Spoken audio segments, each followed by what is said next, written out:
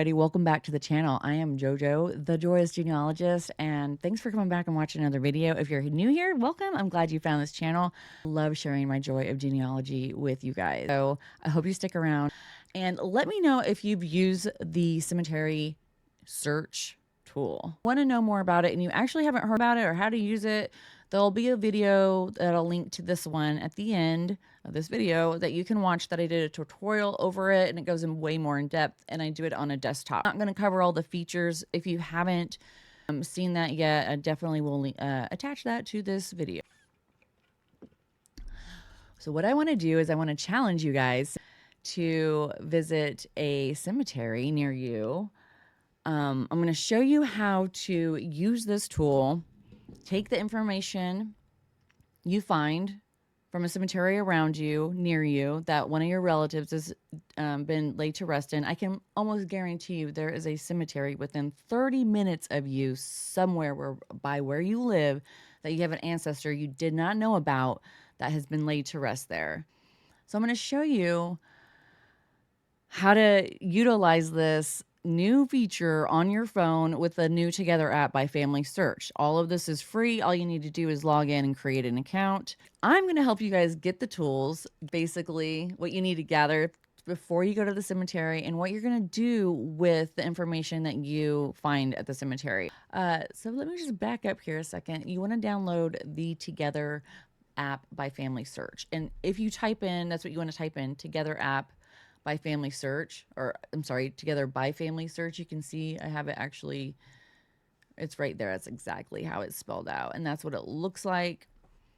So download that if you haven't already. It's fairly new. It came out, it was launched in March along with FamilySearch Labs. Now, if you aren't familiar with FamilySearch and you're new to genealogy, I try to repeat some things so people, because I know new people are coming all the time and learning their beginner, intermediate, and there's people always starting genealogy. So sometimes I repeat certain things, which, you know, other people probably already know, but that's just so that you guys out there who don't know, who are just getting started, can find where to go, what to do, and how to find it and all that stuff.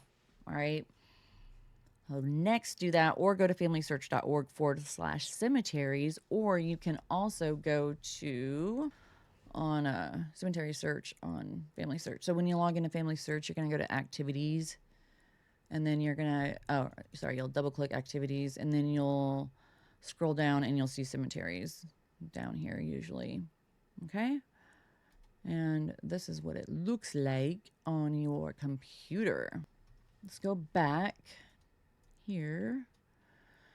Once you get that downloaded, now I'm going to show you this on your phone because you're going to probably be using your phone at the cemetery, not your laptop.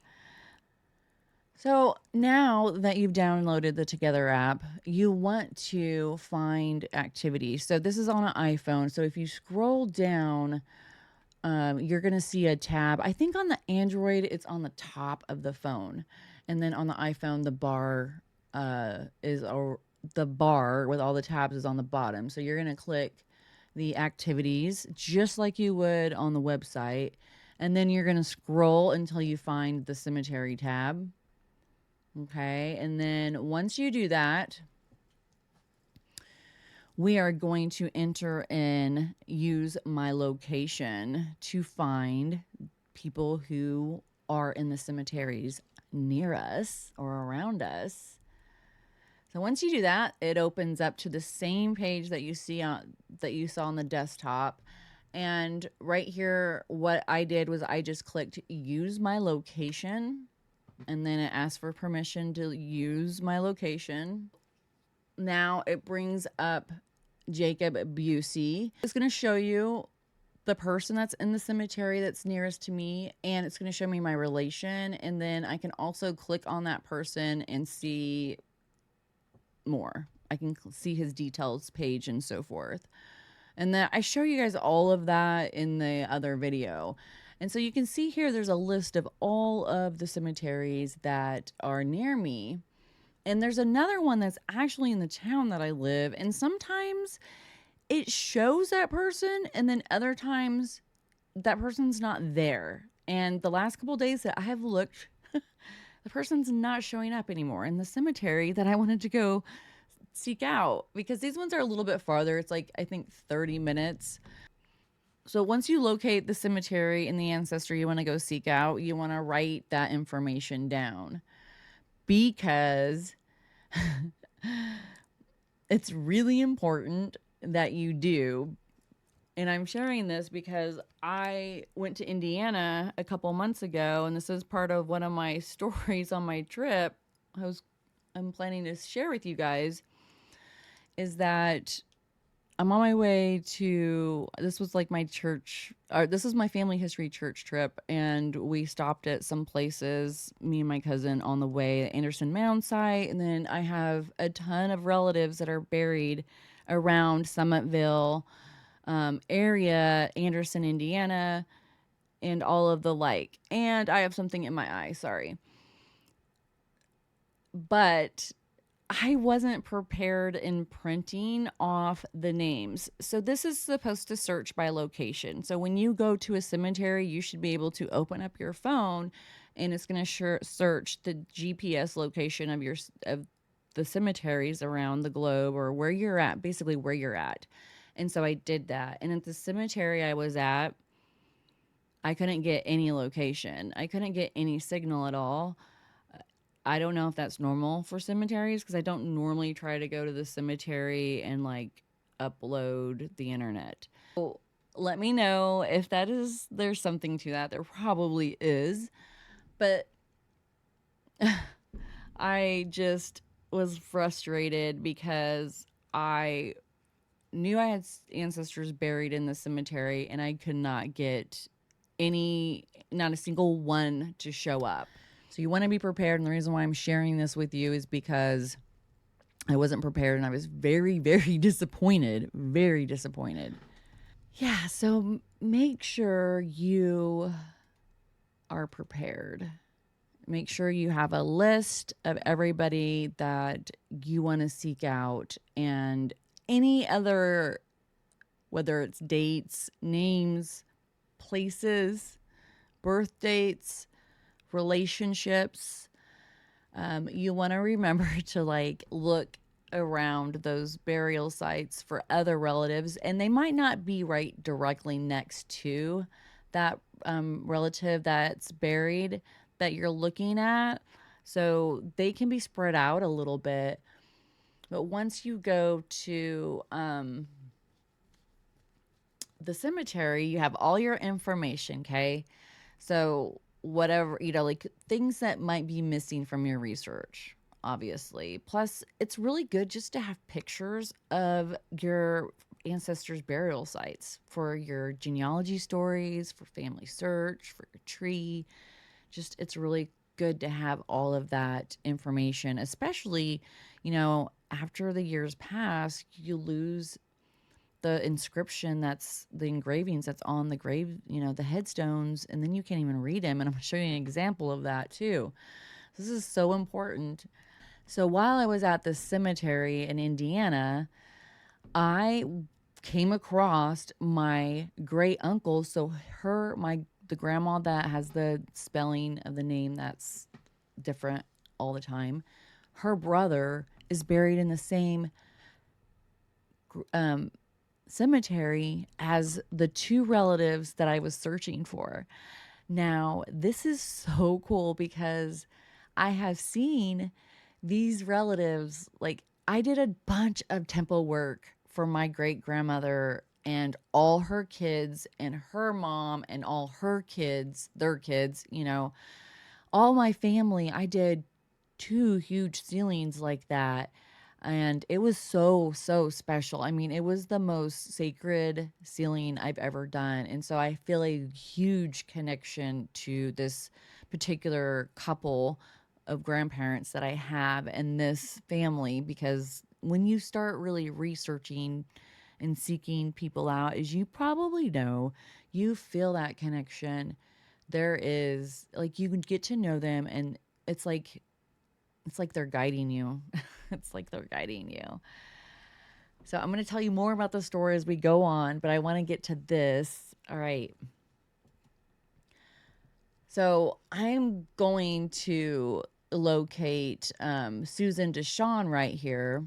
She is the one I could not figure out the last name on, and it was spelled several different ways. It was spelled with an I, it was spelled with G's, it was spelled with I's and G's, and just so many different ways. And so I was so excited to see her brother Abraham right here. Abraham Deshawn, he was buried at the Music Cemetery in Indiana where I went. So it solved the mystery for me because on the census records it's spelled Dishong, and it's so confusing. Even on a marriage record it's spelled that way. It so it's like, what do you know, how do you know? Like, yeah. So I found Abraham. I took some pictures of his headstone and of my grandparents' headstones. I'm going to show you. So what I did was, so once I was at the cemetery, now you can do this as a cemetery or you can do this after you leave the cemetery, but this is something that there's a couple of things you want to take note of that you want to make sure you do in the cemetery. And that is take pictures, number one, and get the GPS location of those pictures also. So you can mark on FamilySearch.org where your ancestors are actually buried in the cemetery so they can be marked. Now, make sure you're on the correct family tree when you're doing this. As you can see up here at the top, it says Abraham Deshawn Millage Family Tree.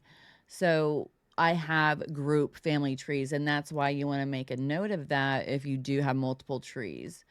Now, this doesn't matter as much because, like, this is a public, I'm putting this in as public. He's deceased, and he's not living, so it will be made public. So the Music Cemetery, here it is. Look how, take note of some pictures because this is why you want to take pictures of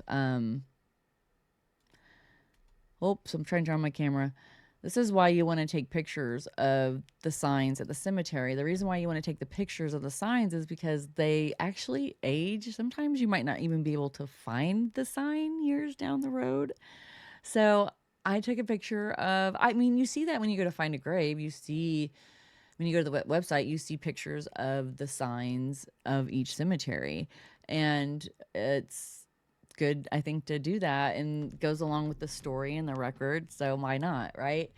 So yeah, I take a picture of the cemetery sign, which I did. I took a couple. I'll show you one I took of myself, a selfie, because I was so excited. All right, so here's, I'm in the Memories app right now, and I'm editing the name of the picture. It's so easy to do. So you can sit here and just edit it, and you can tag it. And I'm going to tell you the story about my trip to the cemetery and I discovered this particular thing, but like, I want to show you the pictures and just like my cool little backstory, because it was a miracle that I found the cemetery. God had his hand in it. That's all I have to say. Like, he did. So you can edit, and then you can go to details. So if you go to details right there, then you can add a description, the event date, the place. You can make the memory public or private. You can add limited access, which would be like people in your group per se. So you can add all that information in there. So you really want to, because that way other people who are searching for your ancestor, if they just type in his name, will find it. If you tag him in that picture at that cemetery, they'll know. They can find him where he's buried if they didn't know. So I'm looking here to see where the GPS location is. So you can now now that FamilySearch has used, it's integrated, like Find a Grave and Billion Graves is integrated. I don't know if that's the right terminology, but with the with the cemetery tool feature. So you want to, if you can, GPS where that exact site is, a grave site where they were laid to rest, and then you can mark it on Find a Grave. You can also mark it on the cemetery itself. So there's a multiple areas that you can do this, and the reason why this is an opportunity for you to volunteer. This is an opportunity to be of service, not only to your own family, but to everybody else. So this is just a good way to volunteer. If this is something you might want to do as a hobby, going to cemeteries and taking pictures and transcribing grave sites for people, headstones, that would be great. I know there's people that do it. I have some cool things to show you. All right, so when you come here, there's like a gnat bothering me right now. Okay, and then add your caption. You can change the date, the time. You can do all of that right right there in the photo itself. Hold on, I want to see if I can show you that again. Okay, so right here is where you change the information on an iPhone, and you can edit like the caption, you can get the GPS, all of that information. You can do all of that in your photo. So maybe some people don't realize that. So you want to save that location, and when you do, you can put it in the location of the picture that you in the picture. It's saved in the picture that you took, and then you can actually, when you upload that, I'll show you what it does on Find a Grave. It's pretty cool. I've even started to make a list on my phone of all the locations of the cemeteries my ancestors are in and with their names. So that way, if I'm traveling, I'll have a list that way too. I'm doing like a couple lists. Yeah, for sure. So yeah, remember to get that location, that you save that. It's really important that you open up the details in the photo and do exactly that. All right. And then it shows the event place, which was the cemetery. You can save that in there. And if you have other software like Roots Magic or Ancestry or Family Tree Maker, Ancestral Quest, any of those, they all sync. I'm pretty sure they all sync with FamilySearch. Once you've uploaded this to FamilySearch, you can then sync this into your software program, into your tree, whatever you use, or into a file on your computer, or all of the above. So here I'm just adding the details of this memory and so forth right here. And you get the idea, right?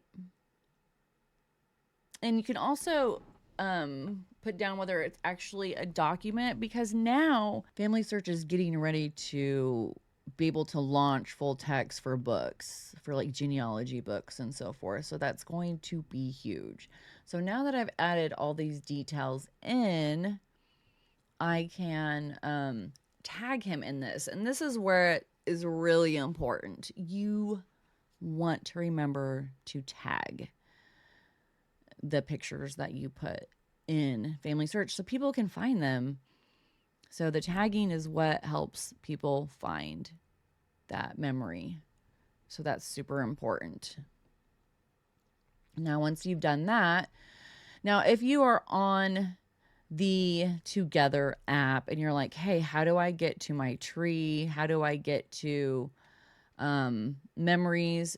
I'm going to show you right here. It kind of went a little too fast. So right there, you're going to see on your phone, it shows the drop down menu for more. Click on that, and then it basically just is self-explanatory from there.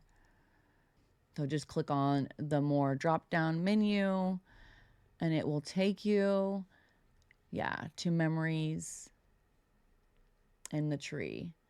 And there you go. There's your memory app. You can also do this like directly with your browser. I mean, there's multiple ways to do this.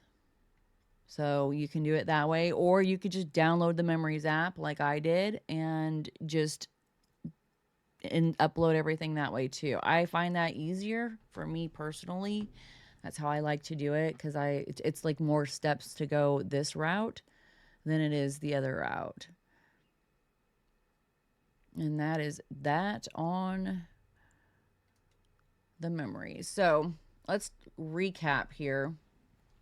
So, what do you do at the cemetery? You're going to record your research in your family tree that you find. So, your pictures, dates, names, places, marriage, anything, any information. Even take pictures of headstones that are with your family name. Say you don't know who they are yet, but you want to take those photos. Trust me. You can search and look them up later when you go home. And then make sure you mark the GPS location of your photograph. So then you can down the road mark that in your genealogy research and mark it on Find a Grave or Billion Graves.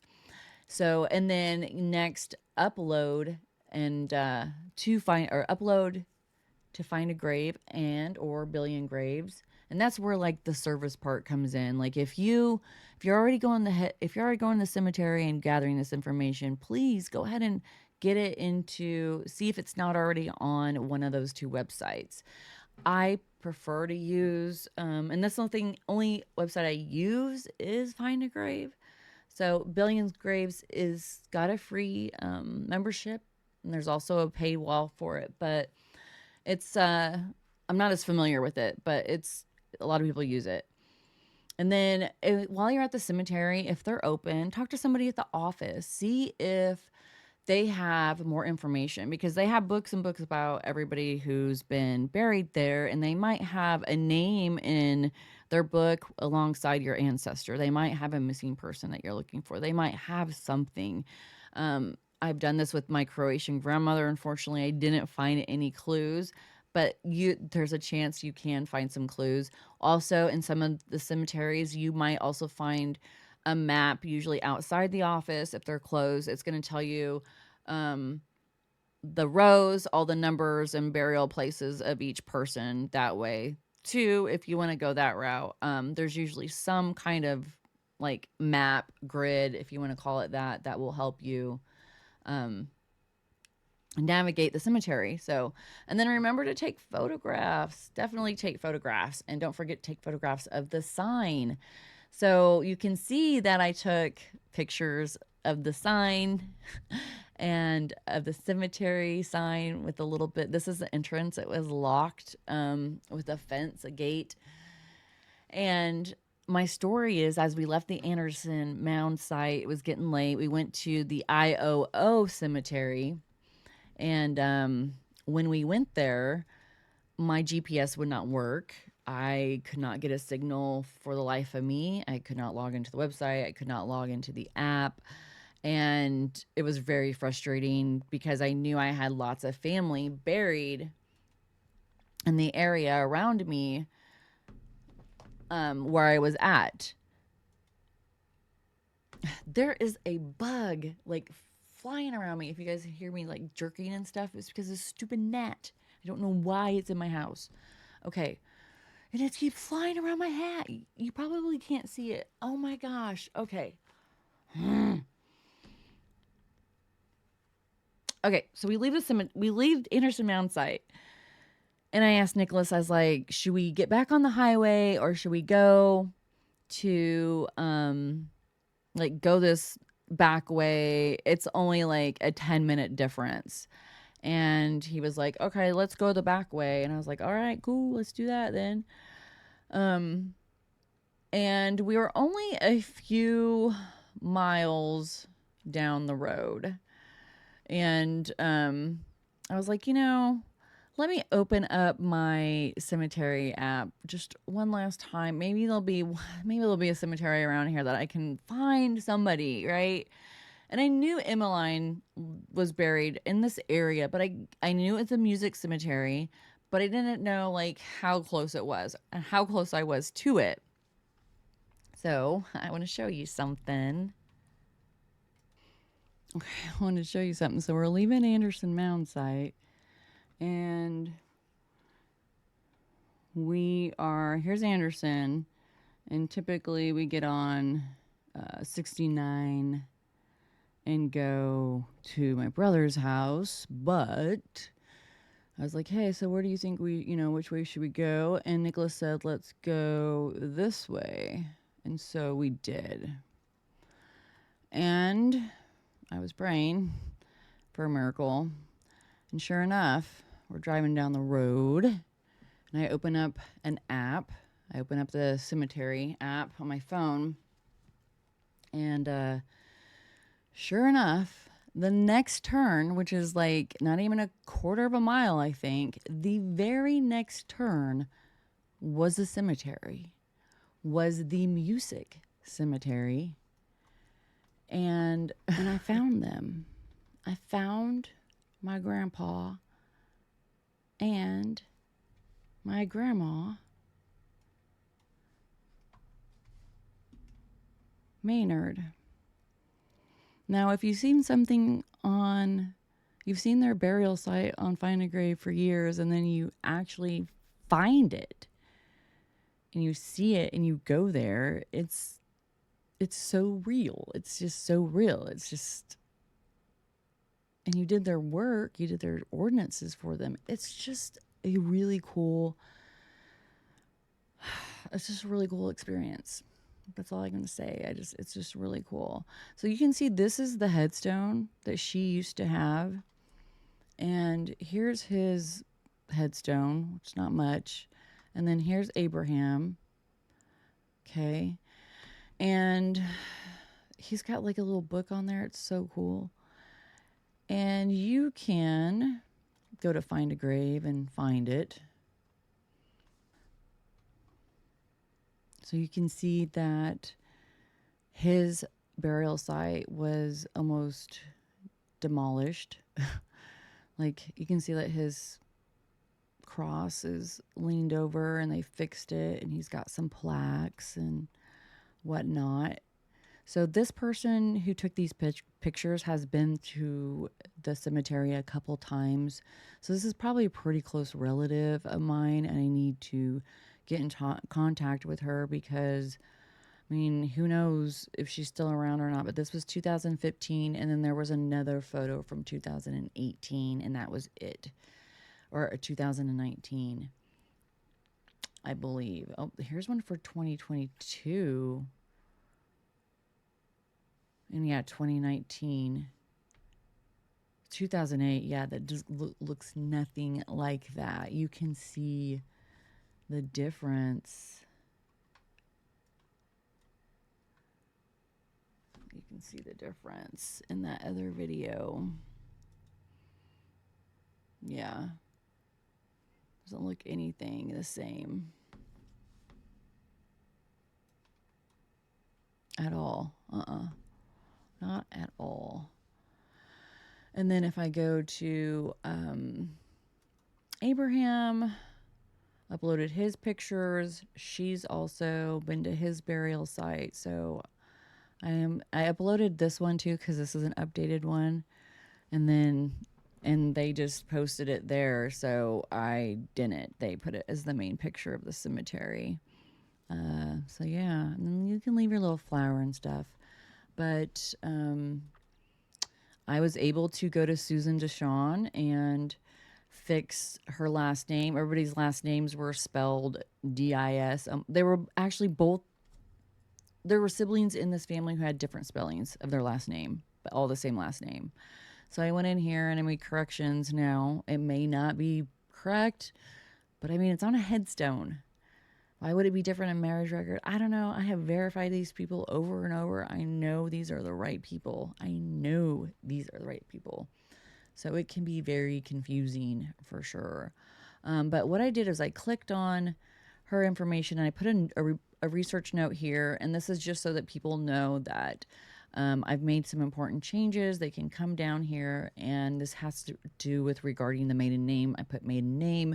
There's several misspellings, or there were name changes. I don't know, but that way people understand why I changed that last name, just in case they're gonna come across the same issue. And so we're just gonna have to decide. But now maybe I can find some more records in that full text search that will help me do so.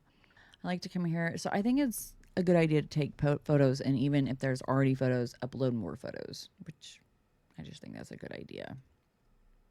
Then if you go to the memorial, you can click on another person, and then it has more information about her.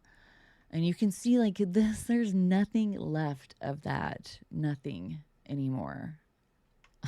Nothing. And his wasn't there either. There was like a little round thing like that was left of it, like the center, and that was it.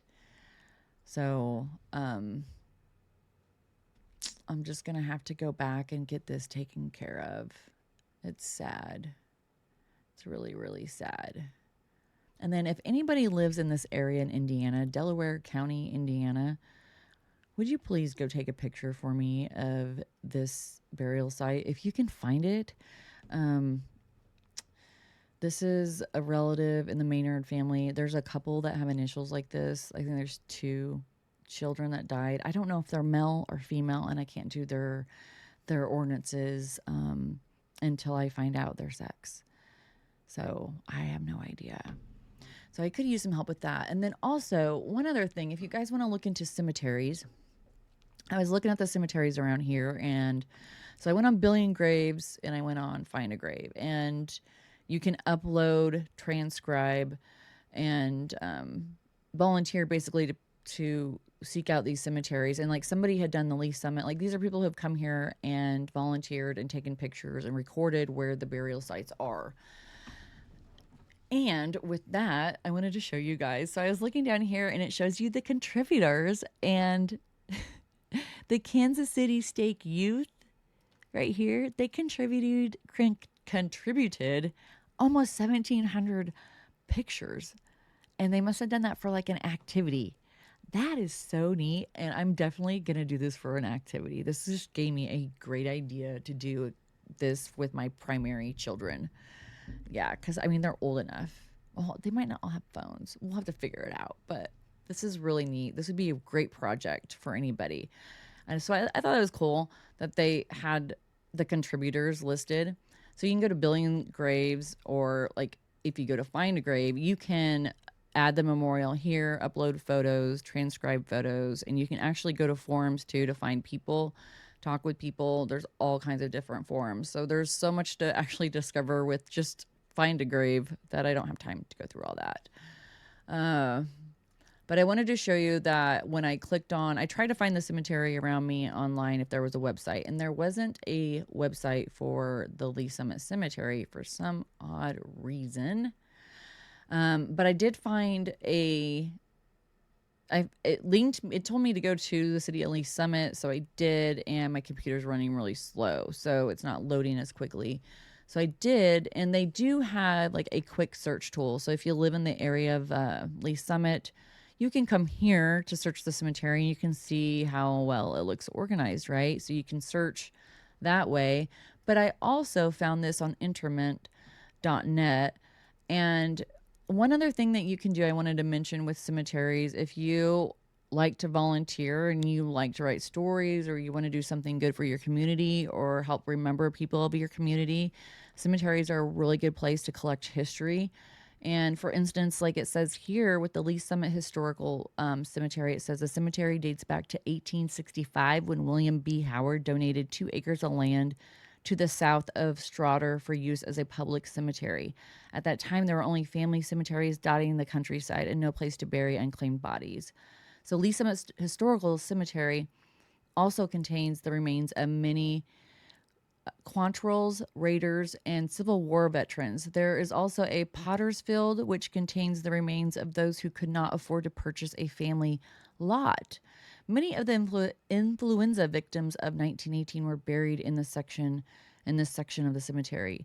There is also a section for infants. Many slaves are also buried in this area. Today, the cemetery measures 20 acres in size and is capable of holding as many as 20,000 graves.